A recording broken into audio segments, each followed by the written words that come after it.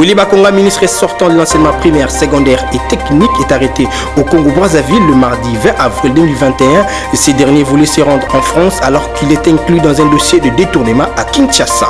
Christophe Mbosso a réitéré sa demande à la communauté internationale d'aider la République démocratique du Congo d'éradiquer les groupes armés à l'est du pays. La MONUSCO ne peut pas se substituer à l'État congolais, tel est le propos du général Thierry Lion, commandant de la force onusienne lors de la conférence de presse bimensuelle de la MONUSCO. Nouvelle session d'information à la télévision de l'éducation, bienvenue et place au développement des titres. En fuite à Brazzaville, Willy Bakonga Willima, ministre sortant de l'enseignement primaire, secondaire et technique, est actuellement détenu dans les locaux de la centrale d'intelligence et de documentation, ex-direction générale de la surveillance du territoire au Congo-Brazza. Willy Bakonga devait être extradé dans les jours à venir à Kinshasa où il est inclus dans un dossier de détournement des fonds publics. Plus de détails dans cet élément de Clarisse Chibanda.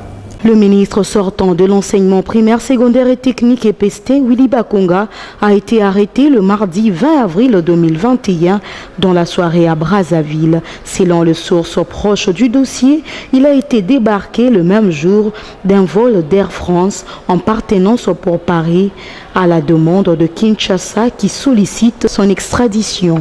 Willy Bakonga est recherché par le parquet depuis le 16 avril dernier dans le cadre d'une affaire de détournement de fonds publics alloués à la mise en œuvre de la gratuité scolaire qui est une des mesures phares du président de la République Félix Tshisekedi au pouvoir depuis janvier 2019. La Banque mondiale a même suspendu en février dernier un financement de 100 millions de dollars américains en faveur de la gratuité de l'enseignement en raison d'une affaire de corruption. En outre, depuis 2 semaines déjà, soit le 25 mars dernier, les directeurs du service de la paie des enseignants et le secrétaire général du ministère de l'EPST ont été condamnés pour 20 ans de prison ferme pour détournement et détenus à la prison centrale de Makala. À noter que l'arrestation de Willy Bakonga intervient à moins d'une semaine après la visite du président Félix Tshisekedi à Brazzaville où il a assisté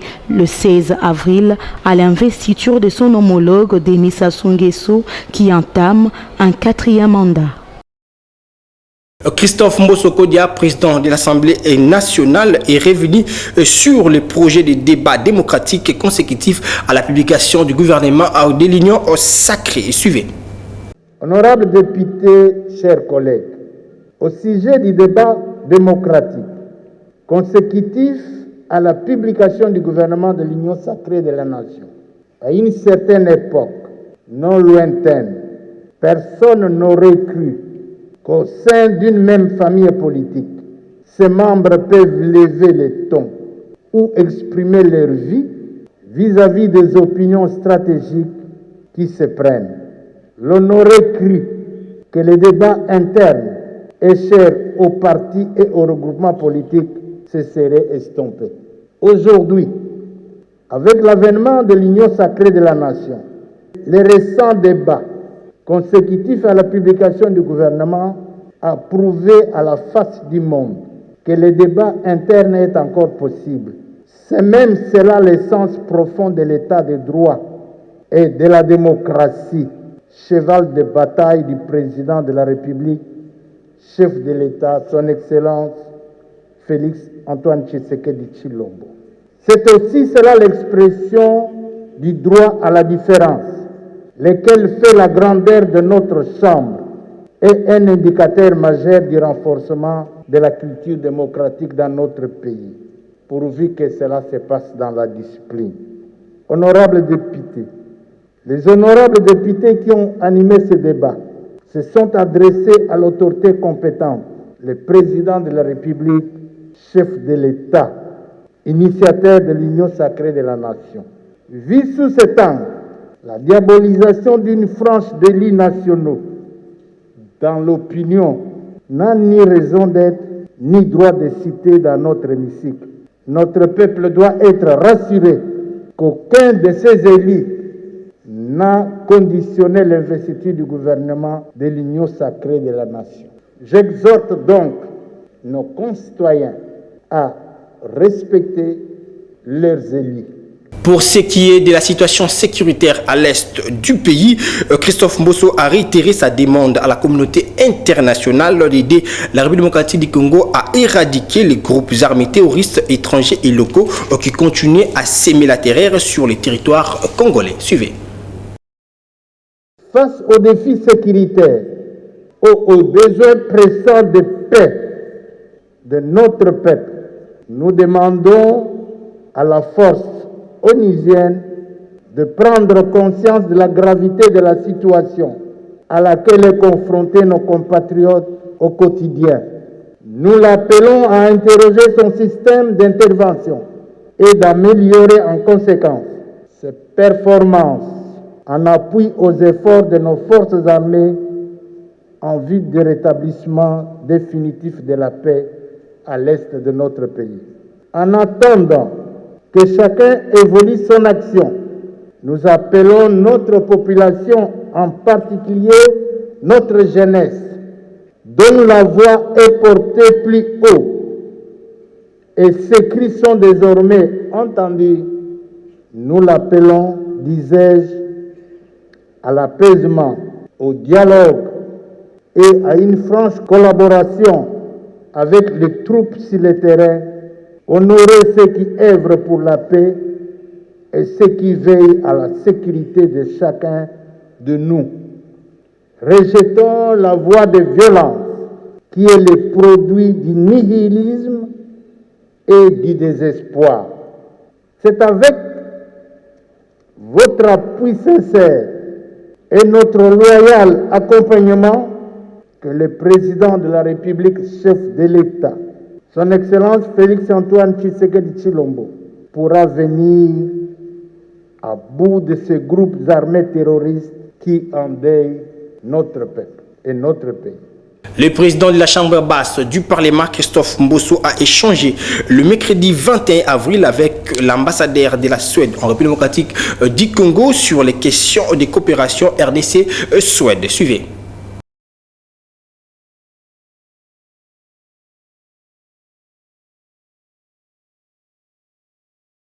Oui, on a échangé sur plusieurs questions. On a tout d'abord parlé des longues relations entre nos deux pays qui datent depuis la fin du 19e siècle avec l'arrivée au Congo des premiers missionnaires suédois. On a parlé aussi de la présence de la Suède ici depuis 1960 et bien avant, comme je viens de mentionner. Et on a parlé aussi de notre travail aussi à travers les Nations Unies, à travers le feu secrétaire général Dorga Majold, dont on a parlé. On commémorera le 60e anniversaire de son décès en septembre prochain. Mais on a aussi parlé des activités d'aujourd'hui de la Suède ici en RDC à travers notre coopération au développement avec la nouvelle stratégie du gouvernement suédois et les différents volets de cette stratégie, la santé, plutôt les questions de valeurs, développement démocratique, état de droit, égalité des genres, respect des droits humains, mesures anticorruption, et aussi un autre volet qui est plutôt sur des communautés, sociétés durables, paisibles, stables, à travers différentes activités, et aussi un autre secteur qui est plutôt lié aux questions d'environnement, climat, biodiversité, énergie. Et on a aussi parlé de la présence d'entreprises suédoises ici en RDC dans différents secteurs et l'intérêt qu'on voit des entreprises suédoises pour aussi la RDC. Et là aussi, on a parlé des questions de climat des affaires et aussi le besoin de continuer ce dialogue sur des améliorations possibles, aussi en ce qui concerne le climat des affaires, investissements internationaux et d'autres questions. Bon, tout d'abord, on est toujours là pour continuer le dialogue entre nos deux pays. La Suède est l'un des grands partenaires de la RDC. Et on a parlé aussi d'un dialogue continu, moi et le président. et d'un dialogue continu, d'échanges continus, éventuellement aussi entre nos deux parlements et surtout aussi entre nos deux pays.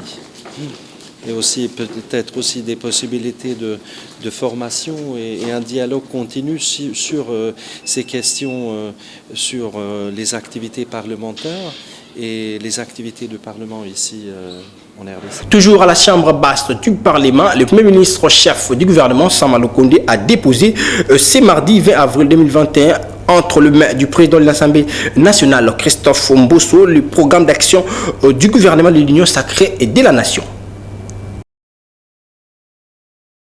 Nous sommes venus nous acquitter d'un devoir traditionnel, comme tout le monde l'a suivi, après la publication du gouvernement.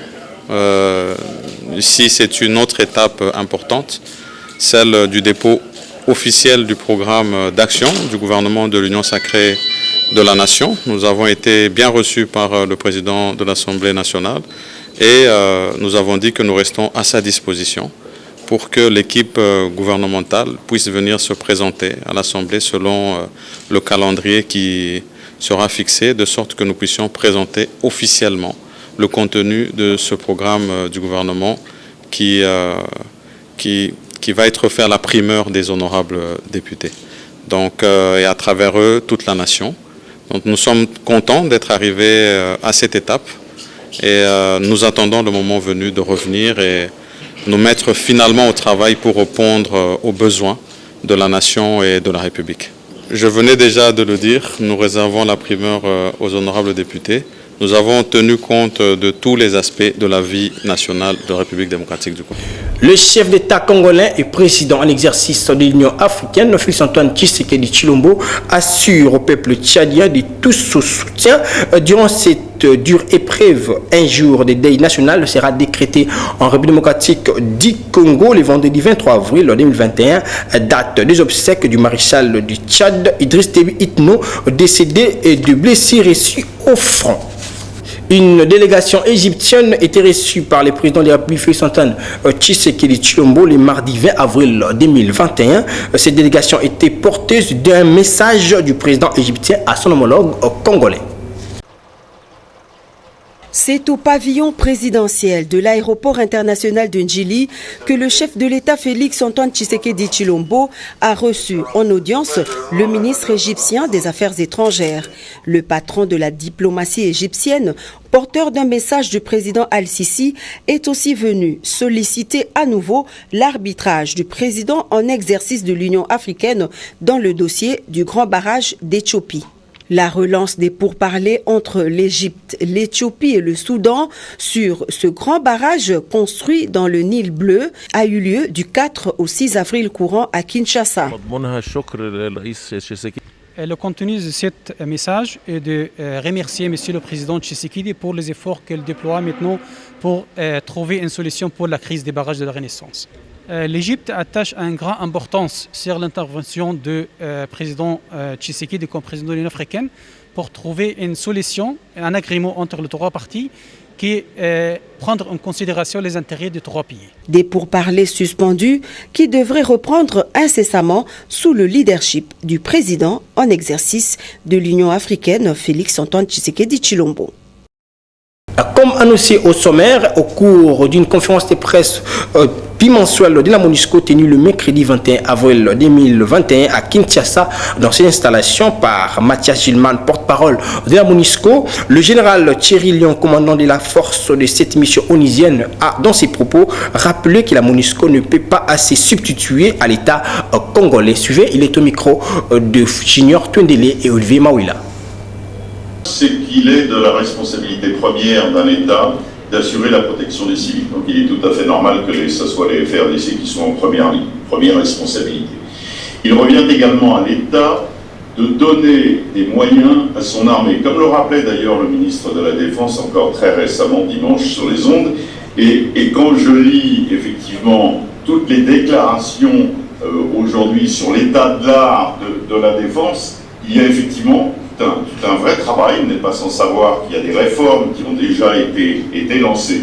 Et ces réformes visent effectivement à professionnaliser l'ensemble des armées. Donc, avec les moyens effectivement d'une force, mais qui sont des moyens de plus en plus limités, ne nous l'aurons pas, c'est un budget qui nous est donné de façon annuelle par le Conseil de sécurité et l'Assemblée générale des Nations Unies, on ne peut pas à la fois à 12 000 personnes, si vous voulez, se substituer à l'État congolais dans un premier temps, dans un deuxième temps avec 12 000 personnes formées, 160 000 soldats FARDC, leur donner, les alimenter et leur donner les munitions et les vivres. Là, le tout est une affaire de responsabilité. Nous sommes en appui, nous venons là où nous sommes avec eux évidemment pour les aider, mais la responsabilité première reste d'abord une responsabilité politique, qui est de donner aux moyens de la défense des moyens qui lui permettent de conduire des opérations. Dans les mêmes registres, le général Thierry Lyon plaide pour un vrai besoin de la communication avec la population à travers les conférences de presse chaque semaine. Suivez-les encore une fois de plus au micro de Junior Tundele et Olivier Mawila. Il y a un vrai besoin de communication auprès, j'allais dire, dans notre travail journalier auprès des populations. Vous n'êtes pas sans savoir qu'on a beaucoup d'unités qui ne parlent pas le français, qui nous posent un vrai souci. Et c'est à chaque fois, je veux dire, et moi je m'en suis rendu compte en tant que Français, je me suis dit, mais ça fait 20 ans qu'on est là, et ça fait 20 ans qu'on n'est pas capable d'expliquer à la population quel est notre mandat et qu'est-ce que l'on fait. Voilà. Alors vous allez me dire, il a fallu attendre 20 ans, je suis désolé, mais mieux vaut tard que jamais, comme on dit chez nous. J'espère pas trop tard malgré tout, mais comme l'a dit Mathias, on est ici, c'est une décision du président de la République, bien évidemment souveraine, que l'on respecte, mais je ne peux pas, si vous voulez, rester dans cette position de me dire c'est parce que pendant 20 ans rien n'a été fait, ce qui est faux, beaucoup de choses ont été faites, mais sans doute pas bien comprises, pas mises suffisamment en avant, sûrement. Est-ce à dire que je vais continuer à me taire et pas expliquer aux gens? Ça, je ne peux pas me satisfaire de ça. Donc si c'est aujourd'hui, je prends la parole pour l'expliquer, je l'assume, et j'assume ces 20 ans passés, et j'assume ce qui va être fait dans le futur, mais soyez sûrs de ma détermination à expliquer aux gens pourquoi on est là, qu'est-ce qu'on fait, persuadé que rien n'est parfait. Il y a sans doute encore des choses que je fais aujourd'hui et que je peux améliorer demain. Et soyez certains de ma détermination. Et j'ai commencé déjà dès la semaine dernière en demandant à mes officiers de communication qui sont à côté de moi, toutes les semaines, de tenir un point de presse au niveau des secteurs, c'est-à-dire au plus près de la population. On peut communiquer comme je le fais ici à Goma, mais je suis loin, si vous voulez, des gens de Béni. Donc je souhaite que ce soit les gens de Béni qui communiquent aux journalistes et à la population de Béni. Je veux que ce soit le soldat au coin de la rue qui explique au monsieur, à la dame, au commerçant, à l'enfant qui va à l'école, tu sais pourquoi je suis là? Tu sais que je viens de mon pays de très loin pour t'aider. Parlons province à présent. L'Assemblée provinciale du Tanganyika a une nouvelle présidente, mais le député provincial FCC qui soutient le gouverneur Zoé Kabila ont été empêchés d'accéder à l'Assemblée provinciale le mardi 20 avril 2021. Suivez.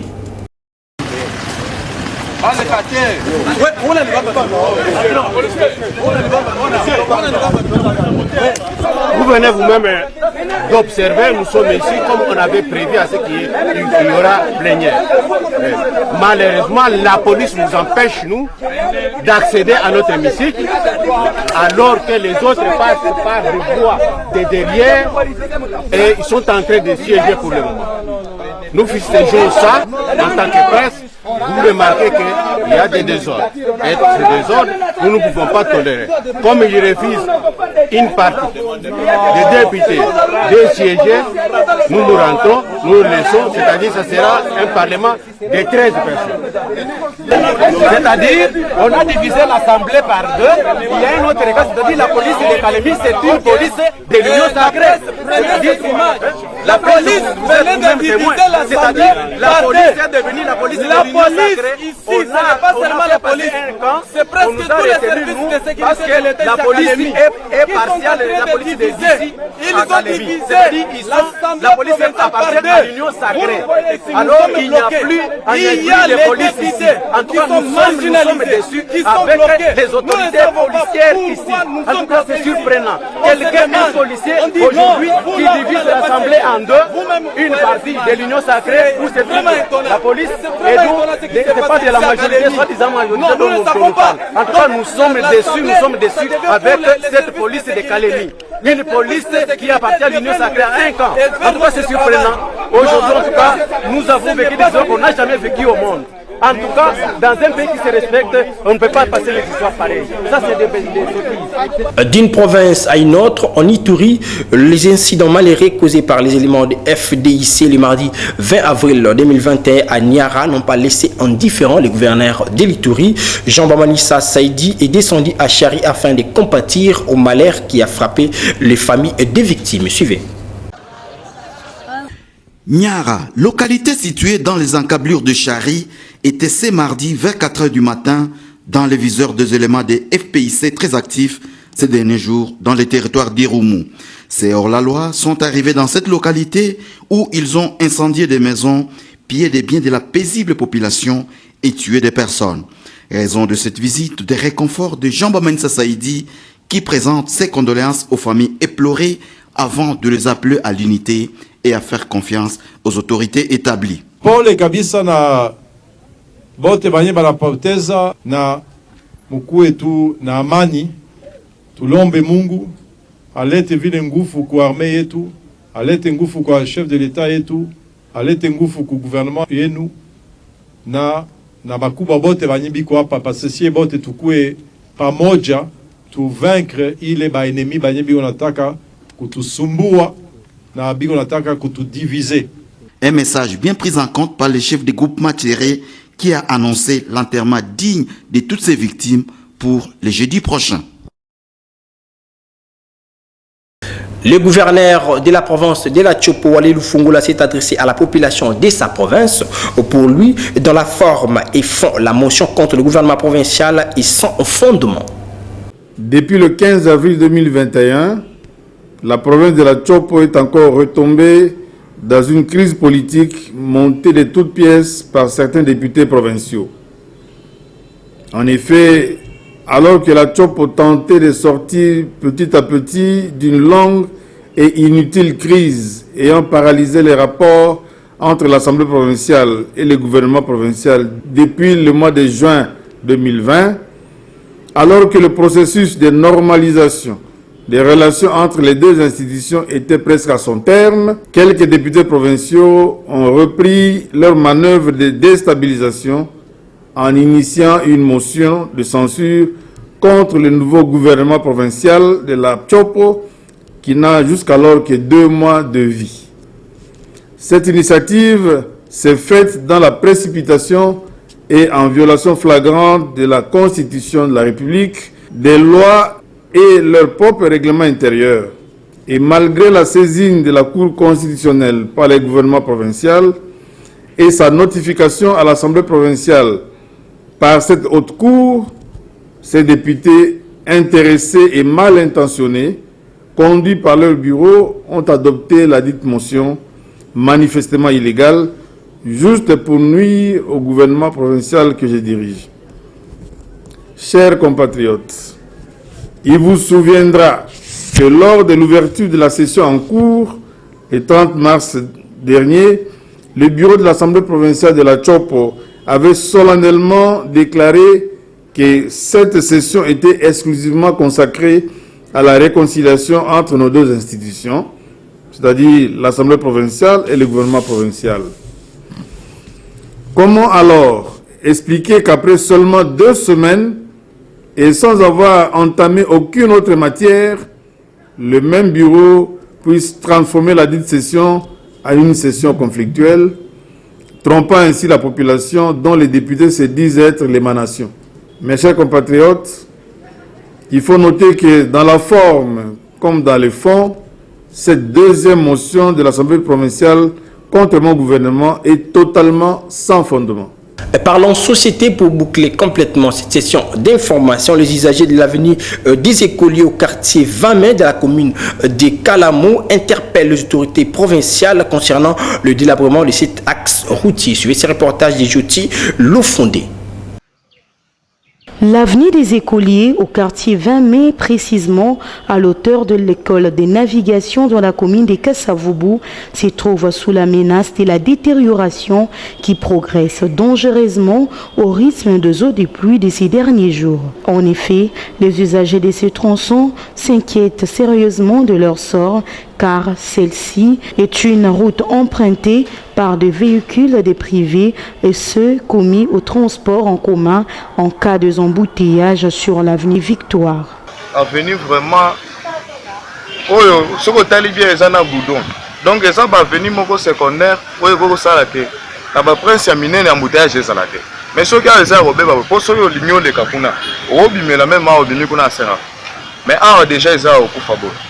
Donc, il y a un moment où liboso kuna bambouteillage, ils ont seulement moyen de mettre au copès et emprunter à ta direction à Miké Boïsate. Donc, le gouvernement, vraiment, il faut attendre la Macambo. Pas tant la caba presse à miner, mais la presse à Miké Miké, on est au salake et diminuer vraiment l'embouteillage dans la ville de Kinshasa. Donc, quand nous sommes là, avec la mission de Méli Benza, et vous Méli Mezaga Bouyako Beba. Alors, et l'eau venant au sein de la gouvernement Mezaga, on a tout fait. Et c'est la principale où ils ont à venir au stade d'Abisso Tada Raphaël. Mais jusqu'à maintenant, le gouvernement de mon agent qui a évité ce que mon agent mais n'a pas de la carte. C'est là où on est côté de stade. Donc, stade. Selon les habitants du quartier 20 mai, l'avenue des écoliers était retenue dans le projet de réhabilitation des différentes voiries dans la ville-province de Kinshasa, mais qui jusqu'à ces jours, rien n'est réalisé. Mesdames et messieurs, fin de cette session d'information. Tout d'abord, rappelons les titres. Wiliba Konga, ministre sortant de l'enseignement primaire, secondaire et technique, est arrêté au Congo-Brazzaville le mardi 20 avril 2021. Ces derniers voulaient se rendre en France alors qu'il est inclus dans un dossier de détournement des deniers publics à Kinshasa. Christophe Mbosso a réitéré sa demande à la communauté internationale d'aider la République démocratique du Congo afin d'éradiquer les groupes armés à l'est du pays. La MONUSCO ne peut pas se substituer à l'État congolais, tel est le propos du général Thierry Lyon, commandant de la force onusienne, lors de la conférence de presse bimensuelle de la MONUSCO. C'est ici que prend fin cette session d'information. Si vous avez aimé, dites merci à Clarisse Chibanda qui a assuré cette édition, assistée techniquement par Jonathan Koabia, Laetitia Maluta et Guilain Mayamba. Prenez soin de vous car chaque jour est une vie. Au revoir.